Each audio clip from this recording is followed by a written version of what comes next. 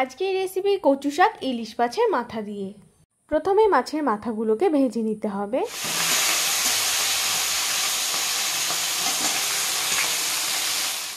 তারপরে কড়াইয়ে দিয়ে দিতে হবে শুকনো লঙ্কা এবং কালো জিরে ফোড়ন। তারপরে চেরা কাঁচা লঙ্কা একটু বেশি করে দেওয়া হয়েছে ঝাল ঝাল হবার জন্য। তারপরে দিয়ে দিতে হবে সেদ্ধ করে রাখা কচুর শাক।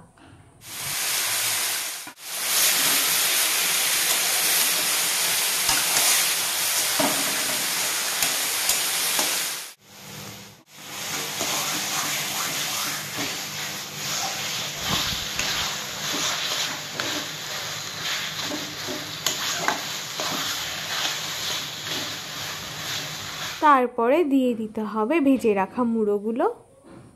এরপর স্বাদ মতো নুন চিনি দিয়ে ভালো করে নেড়ে চেড়ে নামিয়ে নিলে তৈরি কচু শাক মাছের মাথা দিয়ে।